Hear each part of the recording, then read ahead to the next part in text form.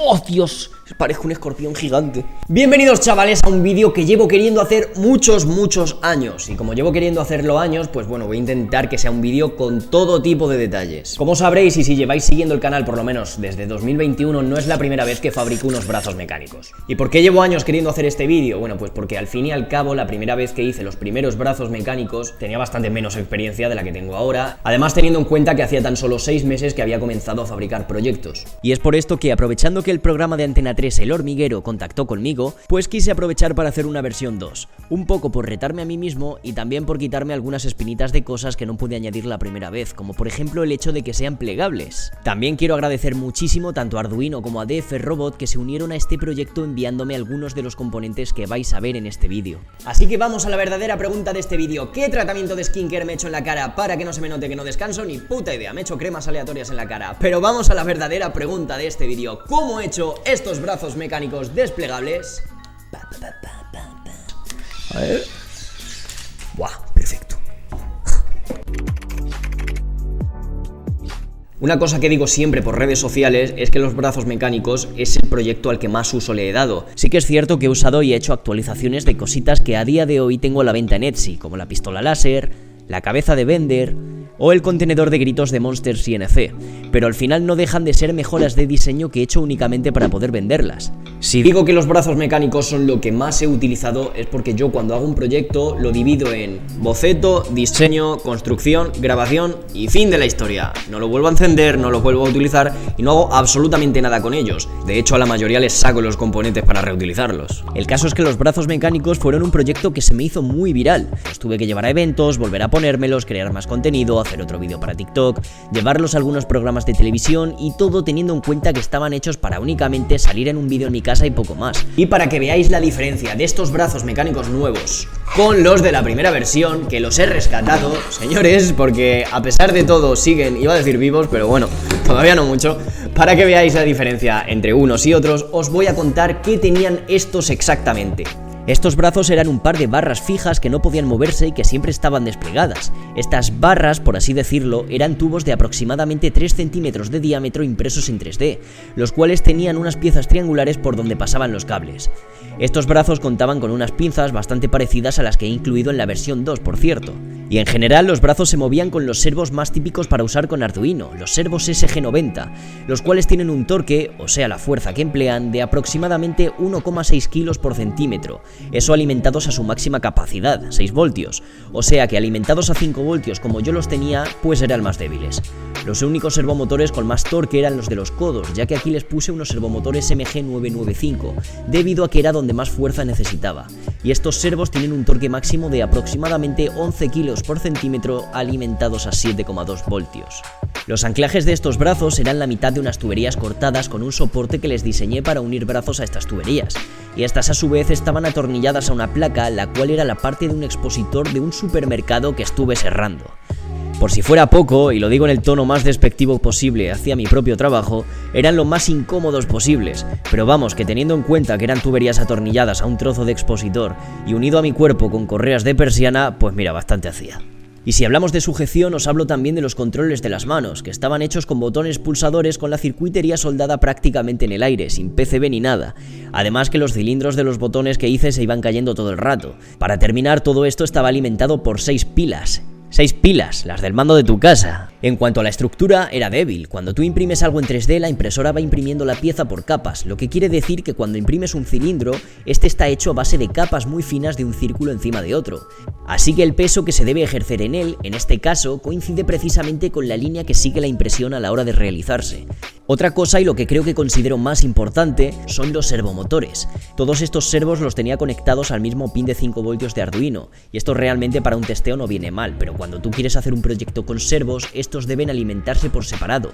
Y ya si hablamos de la forma, pues la última vez, que además si veis el vídeo estaba planteado desde un principio, quería que fuesen plegables, y ahora para la versión 2 pues quise plantearlos de la forma en la que me gustaban desde un principio, como una especie de mochila mecánica que se abriría y saldrían un par de brazos desplegables con pinzas. Lo que más me costó fue saber cómo estructurar el plegado de los brazos. Tenía claro que quería que estuviesen completamente compactos como un bloque en la parte de la mochila y que se desplegasen para quedar como un brazo robótico normal. Así que comencé a buscar muchas referencias, pero claro, como os podéis imaginar, la gente no suele fabricarlos para llevarlos en la espalda. Finalmente, y aunque me planteé diseños con correas, opté por hacer el diseño con un servo en un extremo y expandido hacia un lateral, haciendo además este prototipo tan básico con unos tubos para comprobar bien el movimiento, a lo que me surgió otro problema, la fuerza del desplegado. Si tú haces un brazo mecánico plegado de este estilo, al final lo único que haces es despertarlo hacia arriba. Mi problema es que el mío no solo hacía eso en el aire, sino que el servo del desplegado tenía que hacer un movimiento de 270 grados hasta desplegar el brazo hacia adelante por completo. Esto era algo complicado teniendo en cuenta que mi intención era que la longitud completa fuese de unos 60 centímetros y que el brazo pesaba unos 2 kilos. Al probar con un servo de 45 kilos de torque y probar el despliegue, empecé a tener el problema de que daba golpes muy bruscos al caer debido a la velocidad y a la poca fuerza del servo, haciendo que el brazo temblase por la caída y que tras desplegarse unas cuantas veces el motor sufriese hasta acabar rompiéndose. Si alguien se pregunta por qué 45 kilos de torque no podían con este brazo, es simplemente porque esos 45 kilos se aplican por centímetro, lo que quiere decir que tiene la fuerza en el propio eje, pero conforme vas separando el peso del eje, la fuerza se va reduciendo. Finalmente, y tras muchas pruebas, vi que la mejor opción era colocar el servomotor de lado y además subir el torque a 60 kilos, que por cierto, mirad la locura de tamaño que tienen. Aquí podéis ver una comparativa entre los primeros que usé para la versión 1, los de 45 kilos de torque y los de 60 kilos que utilizo para el despliegue. Con estos y tras varias pruebas conseguí que funcionasen perfectamente. Para hacer la estructura esta vez diseñé las uniones de los motores macho y hembra, unas para encajar los servomotores y otras para encajar el adaptador que conecta el servo.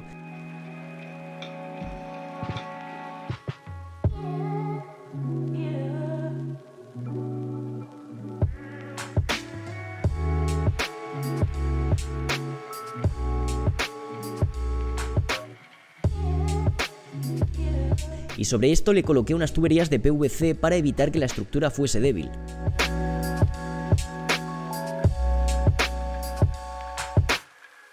Además, como ya os había comentado, la pinza que añadí es bastante parecida a la pinza que usaba en la primera versión, así que aquí hay poco que comentar, únicamente la pinza cierra cuando el servo gira.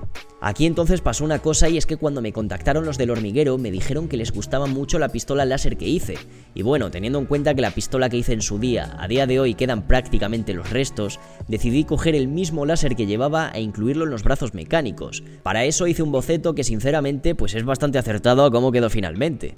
Y entonces le diseñé unas piezas para acoplarlo a la estructura.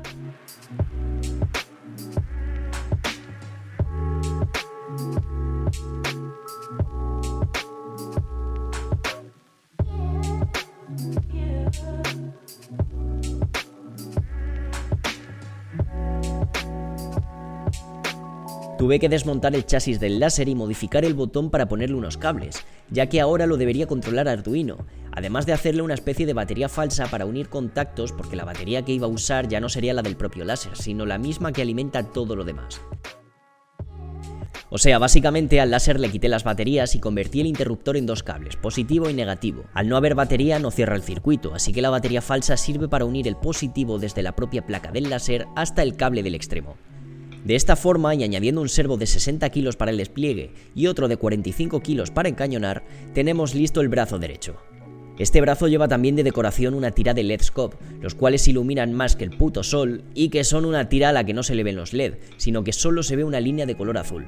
Una vez añadido todo esto, se me ocurrió utilizar un generador de alto voltaje para añadir un taser en la punta de la pinza, básicamente porque una vez compré un generador de alto voltaje y bueno, lo tenía por ahí dando vueltas.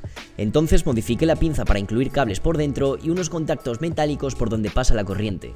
Esto significa que si activas el taser, nada más darle al botón se va a desplegar la pinza y le va a meter una descarga eléctrica a la persona que tenga enfrente. Claro que para esto hay que programarlo. Tanto para este taser como para las luces y para el láser utilicé unos relés para controlarlos.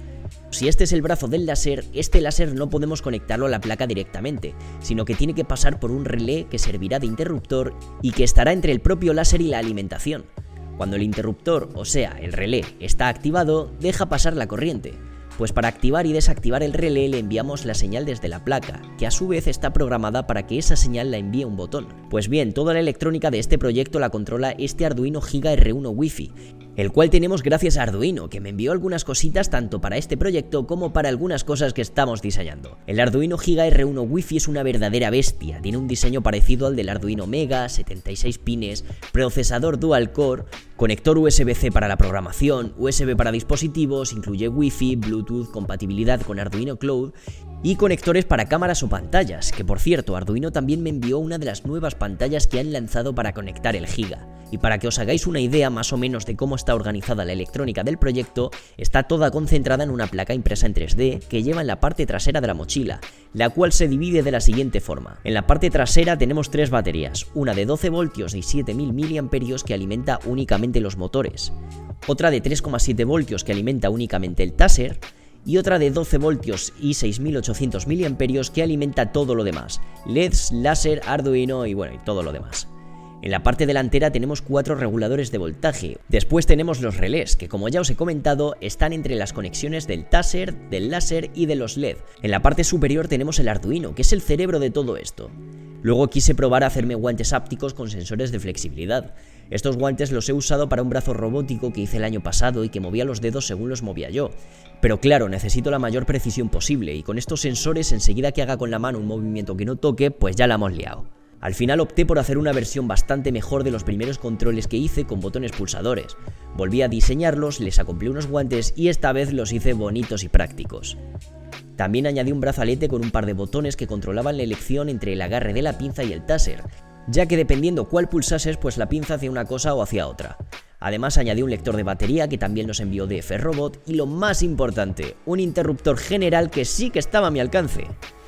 En cuanto al diseño y a la mochila, lo acabé englobando en un diseño táctico de color negro que quise que tuviese un estilo low poly rollo gráficos de la PlayStation 2, al cual añadí unas fundas para los cables y que no hubiese electrónica de colores al aire.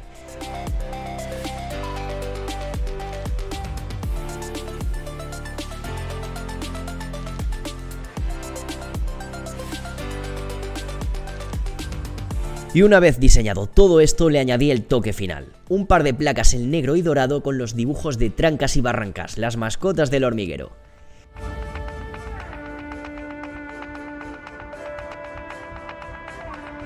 Así que con todo esto he fabricado mis brazos mecánicos plegables con pinzas y láser.